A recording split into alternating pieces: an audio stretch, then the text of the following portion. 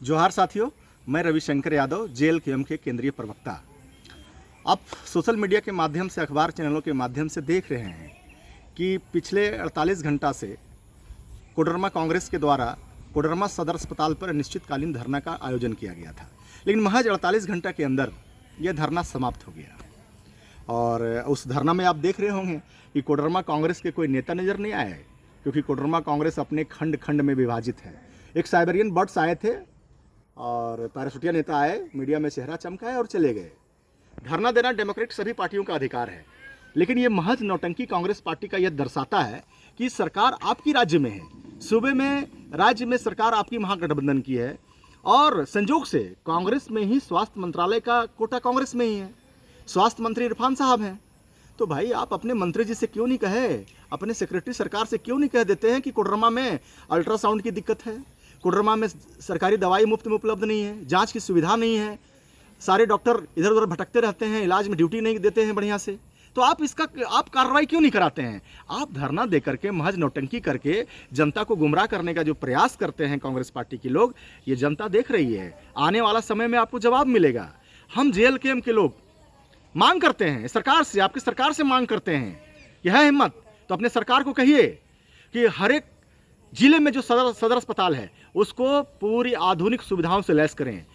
264 प्रखंड हैं पूरे राज्य में, हर एक प्रखंड के जो प्राथमिक स्वास्थ्य केंद्र हैं उनको आधुनिक सुविधाओं से लैस करें। पूरे पंचायत जो है झारखंड प्रदेश में, पंचायत स्तर पर स्वास्थ्य उपकेंद्र हैं, उनको पहले आप दुरुस्त करें, तब आप रीन पास 2 के लिए आप जो कहते हैं ना कि पूरा डंका पीट रहे हैं कि हम बेहतर से बेहतर करेंगे। अरे भाई, हमारे राज्य में कई हमारे मंत्री, हमारे दिशुम गुरु इलाज के अभाव में दिल्ली गुड़गांव गए, कई हमारे मिनिस्टर बाहर जाते हैं।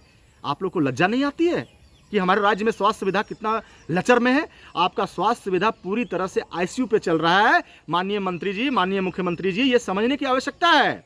इसलिए आप जमीनी स्तर पर गाँव में जाकर के स्वास्थ्य उपकेंद्र को पहले आधुनिक लैस से सुविधाओं से लैस करें, प्रखंड स्तर पर ठीक करें, सदर अस्पताल ठीक करें। जब हमारे राज्य के नागरिक, जब उनके गांव में ही, उनके प्रखंड में ही, उनके जिले में ही स्वास्थ्य सुविधा, आधुनिक सुविधाएं मिलेंगे, तो रिम्स जाने की जरूरत क्या पड़ेगी?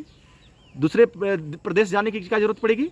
तो आप नहीं चाहते हैं, आप नहीं चाहते हैं कि आम जनता का भला हो, आप चाहते हैं कॉरपोरेट घरानों का भला हो, बड़े बड़े नर्सिंग होम, बड़े बड़े अस्पताल, बड़े बड़े उद्योगपतियों का भला हो। यदि ऐसा होता तो आप गांव को, स्वास्थ्य केंद्रों को, सदर अस्पताल को ठीक करते। पिछले महीने या 2 महीने पहले स्वास्थ्य मंत्री कोडरमा सदर अस्पताल आए थे। उन्होंने विजिट के दौरान में उन्हीं के पार्टी के नेता और जेएमएम के एक नेता ने सारा पोल पट्टी खोल कर रख दिया। उसके बाद भी स्वास्थ्य मंत्री जी का जो आंख पे काला चश्मा लगा हुआ, वो पट्टी नहीं हट पाया। मैं डंके की चोट पे कहना चाहता हूं कि मंत्री जी, आपके विजिट होने के बाद भी अल्ट्रासाउंड कोडरमा सदर अस्पताल में क्यों चालू नहीं है? मुफ्त में दवाई उपलब्ध क्यों नहीं है? जांच के लिए बाहर क्यों भेजा जाता है? आपके डॉक्टर पेशेंट को कमीशन के लिए दूसरे अस्पताल में क्यों इलाज के लिए भेजा जाता है?